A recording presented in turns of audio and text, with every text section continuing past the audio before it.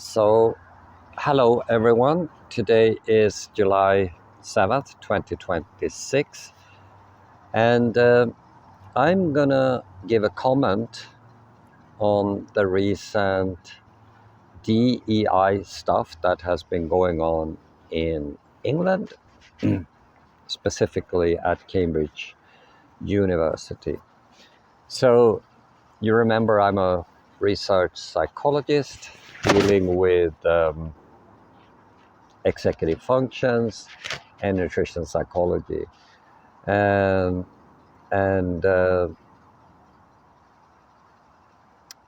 must initially say that I I do not I'm not in favor of this DEI thing, and people ask me why, because for the general population it sounds like a great idea. But before I do that, I just remember this is the second professor from a top university who has to resign, and in both cases, the other person was a professor in sociology at Harvard University, serving as the president actually. And in both cases, it's about plagiarism. Plagiarism, I think that's how you pronounce it. Basically, you you borrow a little too much from your colleagues. You take a text and you copy that and you paste it into your own document, claiming that was your work. You cannot do that. You cannot do that. You have to write your own stuff. Second, these people tend to have stories which are too good to be true, and there is a reason people use like supernatural description about things, um, because studies in psychology show that if we have to choose between something reasonable and realistic or supernatural, for some reason we choose the supernatural. So, for example, here in Finland, I go to conferences, I meet people who claim they know anything about AI and creativity, which seem not to be the case, and they talk a lot about scaling. But it's not like scaling to improve your operation around 3%. No, no, no, no, no. 500% or something like that. And this has nothing to do with Finland because I experienced similar things in Sweden when I was engaged in similar entrepreneurial oriented conferences and stuff like that. So it's just a human thing. You promise something which is too good to be true, you will have an army of people saying, yeah, that makes sense. But it doesn't. So why am I not in favor of DEI? So I'm not against it. It's just that, I don't see the point. Uh, and what I mean is, where's the evidence?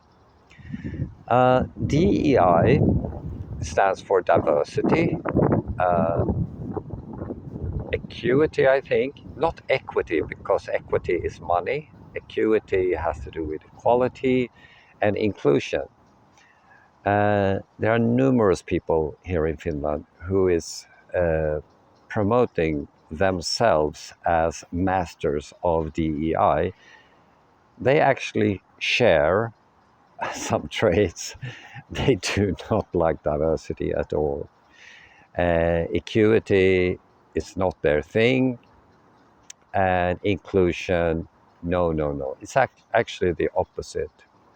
I was actually warned a couple of years ago by a guy who said I was giving them two challenging questions during a conference.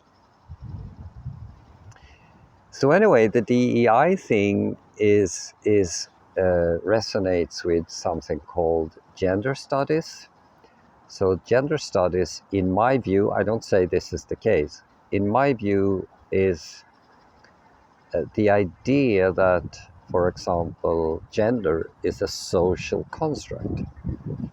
So it basically, I would argue, go against theory of evolution and biological anthropology, which I subscribe to, which claim, I think there's consistency within the field to say that humans are mammals, and mammals have been around for 225 million years. And what's typical for mammals is heterogeneity, that there is a male and a female species. And when they interact in an intimate way, it's possible for them to send their genes into the future, and that's how we survive. Now, in gender theory, they question that. And in Sweden, for example, there are university people who claim actually that uh, we get the idea about our sex around 15 years of age. There's absolutely no evidence for that whatsoever. Another thing is this acuity thing. So what they mean by that is equality by outcome. It basically means that minority groups should be prioritized because they are minority groups. I don't see the point, because I'm in favor of the opposite, which is equality by opportunity, which also translates to meritocracy, meaning everyone gets the same chance, but the person who has the best qualification should be chosen. To me, that makes sense. So, for example, in my field, the person who has the best qualification to teach and to lecture in psychology should be chosen because of that. Then we have another aspect of diversity and inclusion. My experience is that DEI people, they don't like heterodoxy, which means viewpoint diversity. They subscribe to the idea that it's my way or the highway. They have that kind of attitude. And if you go against that and challenge them, which is sort of the marker for academic thinking, they victimize themselves. So I'm in Finland. Finland has the University of Helsingfors, who I spent 15 years at that university. First as an expert lecturer in leadership, decision making, organizational learning, entrepreneurial thinking, and creativity for problem solving and innovation. And the second time they recruited me, they wanted me to lead a research project to investigate the future of agriculture from a perspective of entrepreneurial thinking. Now, I kept teaching all this stuff, but the university went hard on the DEI and gender approach. They hired people who believed that we had a climate crisis, and I don't want to be nosy or anything, but these people were economists, so they didn't study physics, geology, or chronostratigraphy, which I think you should know something about before you delve into it. But anyway, research is free. So climate mitigators, people who thought veganism was a good thing, and DEI. So what happened? Well, first, the university, this is in their own, the biggest tabloid, Helsingin Sanomat.